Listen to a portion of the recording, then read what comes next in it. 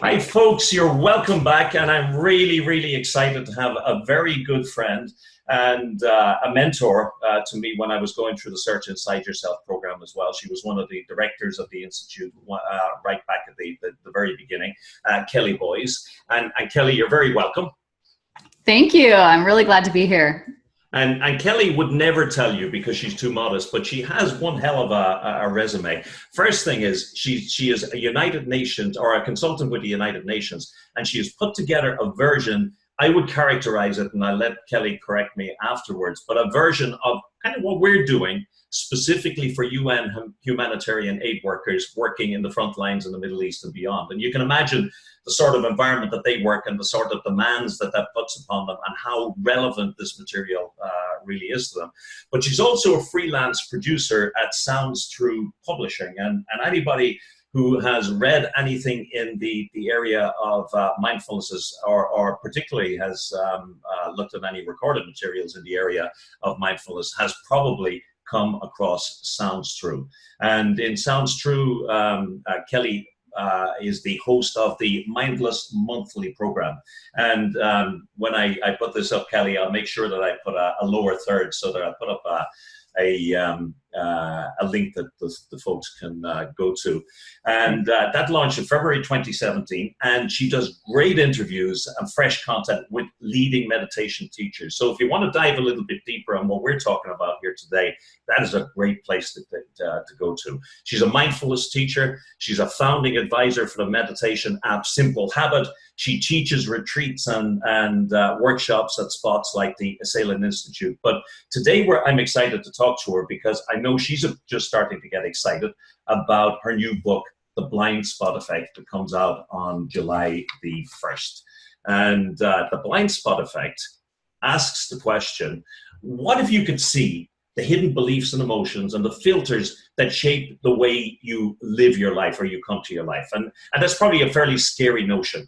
But when you look at those filters and you look at those unconscious biases and so on and so forth through a lens of kindness and curiosity, it can really change your life. And that's what Kelly is looking at in the book. So let me kill the screen and let you see a full version of Kelly here. Full face. Kelly, you're very welcome. Thank you so much. So it's very obvious from that so-called brief bio that I just read that you've been steeped in a lot of different traditions around this area over a long period of time. How did you come to this stuff? How did you come to this work? Yeah, I had been practicing yoga for many years, starting about 20 years ago. And about 10 years ago, I encountered a mindfulness protocol that is taught with veterans and in military and in a lot of different kinds of settings. Okay. And it was a really powerful protocol for me. And so I learned how to teach it, and then I began training teachers in that institute and worked with that for years. And after that, then went to this program that is Google's emotional intelligence program and directed a teacher training for them. Right. And of course, 10 years ago, there wasn't the buzz that there is around mindfulness. I mean, Kabat-Zinn and a lot of other folks were doing the work that was bringing it up, but it hadn't quite cut through. So it must have felt, I was going to say alien, but that's wrong. But it must have felt very new, even though it's really very old. It felt very new. And I was working, actually, my mom and my sister had a leadership development company on Kouzes and Posner's work, Leadership Challenge. And I was working with them, and I was seeing that there were connections, but I didn't quite connect the dots until later. But yeah, it was new, and for me, it was powerful. It changed my life. I had been driven by some level of anxiety that I wasn't totally in touch with. And mindfulness practice helped me see clearly what was going on and how I was kind of participating in my own suffering. So it was really helpful for me, and I wanted to share it with others. And that's interesting, because isn't that one of the, and I'd say an awful lot of people who've signed up to this program have had that aha moment where they look at all of the learning that they've done in leadership development, and they suddenly notice, wow, there's one pivotal link in there, and it's self-awareness. That's right. And suddenly when you go through that little link or that little umbilical, you come out the other side into this huge world of actual practical tools and practices that you can use to open up something entirely new in the work of people like Posner and folks like that. That's right. It can change your life because you suddenly have access to all this data that you didn't realize was right here in your body and a mind. And when you get access to that data, you can kind of clear the noise in the signal, see more clearly.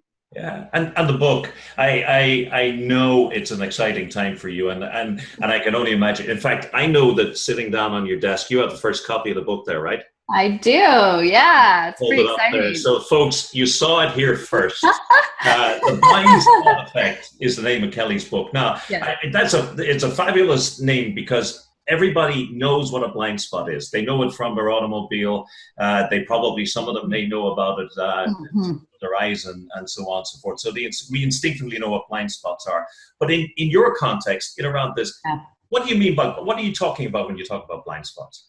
Yeah, so in this context, the blind spot effect is kind of the sum total for me of the ways that we go blind. So yes, like you're saying, attentionally, visually, we have a physical blind spot in our own eye. But then, what I'm really talking about here is the way that we hold ourselves back by being driven by these kind of patterns and beliefs and emotions that have been right under the surface of our conscious awareness. And what I find with blind spots is that they can tend to these ways of thinking and patterns of thinking and filters that we have to view ourselves and the world around us can end up driving behaviors and skewing our lives in a particular direction because we have the input of the blind spot and the output is the behaviors that come.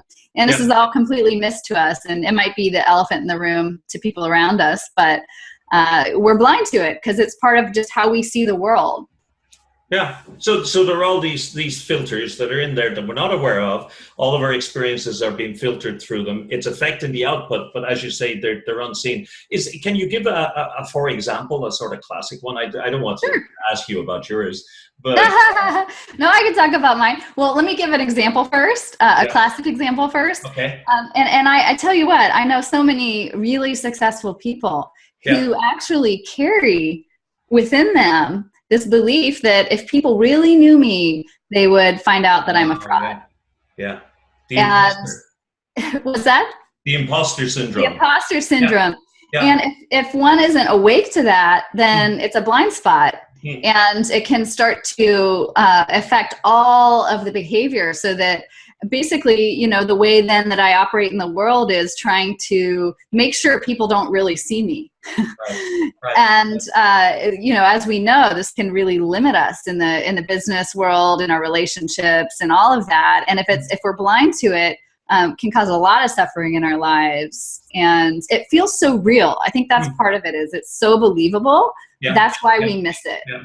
Yeah, and I bet when you were saying that, I am absolutely certain there were lots of heads going like that because inside my head I was going, oh yeah, I know what you're talking about. Yes, that's right. And I think it's a great example. When I think about that, and I know exactly what you're talking about, and I think about it, I would worry if I start unpacking that I might open up Pandora's box. Is the benefit of unpacking it worth the potential? You know what I mean? That's such a great question. Yeah. That is a fantastic question because I think that is the thing that keeps us from unpacking it is the fear of what am I going to have to see about myself if I do this? Plus, I don't even know how to do it. Yeah. And but the truth is, look at all of the ways this is impacting our lives, and all of the energy that I spend perhaps trying to deal with, cleaning up the messes that I'm making because I'm trying to protect this part of myself. When really, I look at it as these really simple kind of vulnerable parts that are like, am I okay? Yeah. And so really when we meet ourselves, it's that moment of, I'm just, there's some part of me that wonders, am I okay? Yeah. And that's actually not too hard to meet unless you're meeting it with the inner critic or something, then it's not going to go well. But if you meet it with a quality of kindness and compassion of, this doesn't define me, but there is part of me that doesn't feel worthy. So I'm gonna just look at that right now. I'm gonna meet myself. It's kind of a strange terminology to use that, but it helps me a lot in kind of seeing that, oh, this doesn't have to define who I am. Okay. Mm-hmm. Tell me just what you mean a little bit more about meet yourself, because you're right, a strange terminology, and I think I get what you're saying, but just dive on it a little bit. Yeah. That's right. So say, you have a visitor knocking at your door, and you open the door, and then it's you, and you slam the door in their face, and that's what we do to these aspects of ourselves that feel unworthy. Is we're like, that don't want you. Okay, what can I go distract myself, whatever else it is, then feel this. And the simple act of meeting oneself, I think, is to just see what's there, and then to open the door, have it in for a cup of tea. You're Irish, so you know about tea. Oh yeah. And it's not the only inviting thing we drink, but tea is up there. Yeah. That's right. And then we're really sitting with it. And so meeting oneself really is meeting the parts that have been sort of overlooked in our lives and weren't quite welcome usually when we were young. And so we developed all these strategic behaviors to try to get our needs met. And it's just in the act of welcoming it in for tea and conversation. What do you need? Oh, you just need to be met, meaning seen, hung out with. Okay. Had a conversation. Yeah. And I know I've had, because you've done a great amount of coaching, I know, in your life, and the coaching relationship can become very, very intimate, and people really can open up. And people who've explained exactly what you're talking about, that sense of being an imposter in their own lives, have often said to me that they would be afraid to mess with it because it has been in part, even though it's a weight to carry, it's been part responsible for their success because they feel so bad about themselves or they don't feel strongly enough, they try that much harder and they're afraid to mess with it. But you're saying if you meet it and you acknowledge it, you don't have to unpack it, you just acknowledge it's there, understand it's there, and learn how to work with it. That's right. And I think that the fear is, there's that thing in behavioral economics called the endowment effect, where we weight what we have stronger or more heavily than what we'll gain if we give it up. And we do this with our beliefs like this as well. It's like, no, I like this one. This keeps me successful in life because I'm super driven. Yeah. And if I really met this, would I still be driven? Would I still get to be successful? Yeah. I think that's the question that we don't know the answer to, but I can say it's a high likelihood that that when we do meet these parts that are driving us unconsciously, that it does tend to up-level our lives, and it doesn't tend to make a big mess. We're making our own messes whether we know it or not. Trying to protect that little part of ourselves and avoid, as you say, slamming those doors in our own faces. That's right. Yeah. And the interesting thing, I think, and tell me if I'm wrong, because you've obviously looked at this closer, but the blind spots really are only blind spots for the individual who has them. The folks around them can see them as clear as day, right? You can always see that friend who is so much better than they see themselves as, right? Absolutely. And yeah. It's so much easier to see because our own the drivers that we have are unconscious, and so the behaviors that we have seem to make sense to us. They kind of fit into our worldview, whereas the people around us go, "You keep acting like you're not worthy," or "You keep you talk too much because you're insecure." Or, these kinds of different things that are so obvious to other people. And then they tend to not point them out because, that's what we're taught to do is, everybody's not trying to point at what is challenging for other people. And even if they do, even if a loved one points it out, you tend still to be defensive. No. Absolutely. Or to suspect that, how could they possibly know if they knew me like I knew me? That's right. Because, and I think that part of the thing is, and I'll say this is true for myself, is when people have pointed things out to me, I don't want to be defined by it. Yeah. But when I let myself see that there is one area or one pattern or one part that does do this, then I can take responsibility. But I think it's the fear of being defined by it and not to, we have this desire not to be blamed or judged, and we kind of do everything we can to stay away from that. But in acknowledging it, it actually, eases that fear.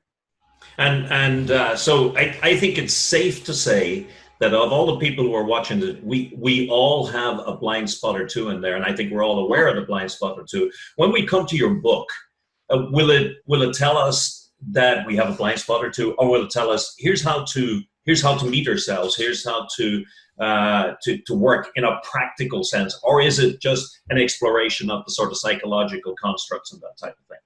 Yeah, it's what we do in the book is go through first of all the ways that we go blind with our cognitive biases. You know, the availability or hindsight bias that Daniel Kahneman talks about in his book Thinking Fast and Slow, and how our kind of lightning fast decision making processes can skew us in the wrong direction or cause us to make mistakes. And how do we do that systematically as humans? So I kind of start off going, all right, we're all in this together. We all have blind spots. Here's how we're blind in terms of our intuition and our lightning fast decision making. Yeah. And and then I go into what's your core story? You know, usually our blind spot, our biggest blind spot tends to be around a core story that we're holding to be true about ourselves that actually limits us. Mm-hmm. And I walk you through discovering that. And then also emotionally, how are we blind? You know, are we driven by this one kind of recycled emotion that's come back again and again in our lives? And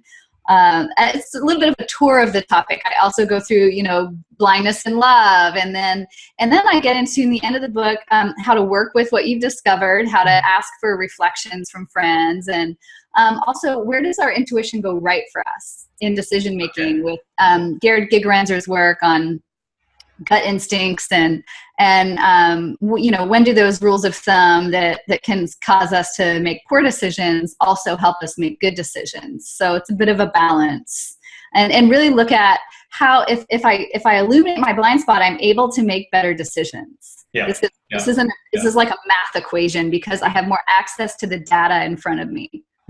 And you know, interestingly, there's a kind of parallel with something that we talk about in the program. One of the things we measure in the Genos emotional intelligence model is emotional reasoning, and we measure the extent to which people use both the emotional data that's available from other people in ourselves and others in a decision situation, combined with the cognitive information to make a better decision. And it sounds like you're saying that when you free up those filters, you get a better emotional information, and you're getting better cognitive information. So your emotional reasoning is better, is stronger. Absolutely. And I talked to Mishi Jha, who's the neuroscientist out of University of Miami, who studies attention and degradation of attention, and you know, she absolutely says the same thing, that you know, you have more access to more data and your decisions are better. And I think we all have been in this scenario where we've either seen someone or we have ourselves been in a leadership role where there's something that causes us to stop listening to the team. Yeah. So it might be, you know, something that's in me, my own stress about, you know, the deliverables that I have to my senior leadership. And I just shut down to hearing the data, you know, the emotional data, all of this, what you're speaking of. And it is in being able to surface that and to see, oh, I'm shut down right now. It's because I'm stressed. Then I'm open. Then I have this chance, this opportunity to listen. Which is why this absolutely, you know, has an impact on the bottom line, as you well know, much more than I do. I'm not sure about much more than I do, but yeah, we're certainly fellow travelers in that. One of the things that you've always been strong on is rolling up your sleeves and getting things done. Is the book a workman-like book? Are there practices, are there techniques that people can apply in there? A lot, yeah. Each of the chapters has a couple of practices and techniques, and it's an overview, but then also we do a couple deep dives. And so it should be, by the end of reading this book, I would think someone has a little more clarity on what their blind spot is, if not a lot of clarity, and is able to actually know how to work with it. So what I'm going to do is I'm going to encourage everybody who's listening here, from what you're hearing, obviously the book is going to be a winner, and I'm going to encourage you to go onto Amazon because you can actually book your copy ahead of time.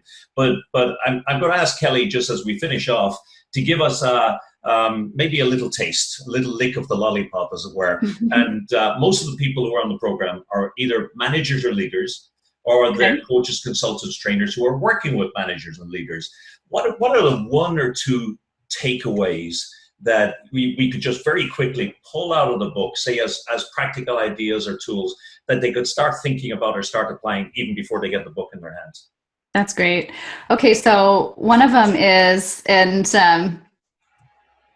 well, I'll just say it without prefacing it, is to factor in your own ignorance in your own decision making. And when you're in a situation where there are multiple variables, a lot of unknowns, and which is life, and most situations at work, factor in your own ignorance, because some of the research has shown that when you do that, when you actually just make space for what you don't know, you start to see what's there that you hadn't seen before. So one way to do that is to say even something like, what is it that I know that I'm not acknowledging?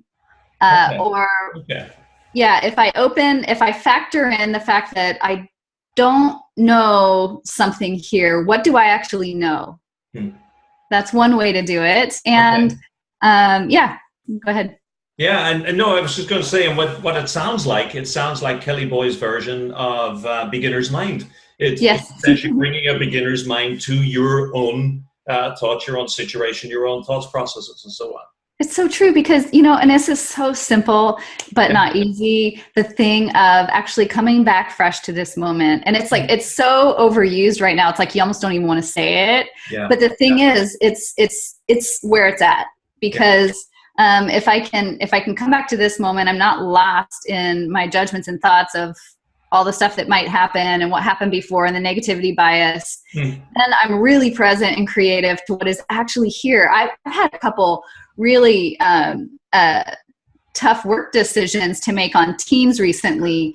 And the thing that helped me the most was simply doing that, clearing space for what it is that I don't know and don't see, and landing right here, right now, in this moment, without all of that static. And in that, I feel I've been able to see where I need to grow, and also make requests of the team, and shift the way that we do things in order to not. I think the thing is, I always want to look at, how am I causing unnecessary suffering? Or if I'm on a team or leading a team, or some manager is leading me, it's like, how are they causing unnecessary suffering? And is there a way that I can start to illuminate that without it being threatening or judgmental, and say, hey, what's our opportunity here? And one way to do that is being right there in the present moment and factoring in our own ignorance. And that is a beautiful way of showing exactly how what you're doing in the book meets exactly what we're doing on the program. So the book is actually appearing on the screen there for folks. And I would encourage you to go to Amazon and get signed up, so that you have the copy. They've delivered into your Kindle straight away if you're using a Kindle, or we'll mail it out to you on the first day.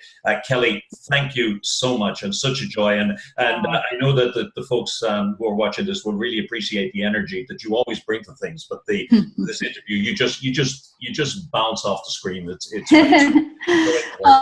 thanks so much, Deiric. It's such a joy to be with you. Yeah, pleasure. Take care. Bye-bye. Bye-bye. Okay, super.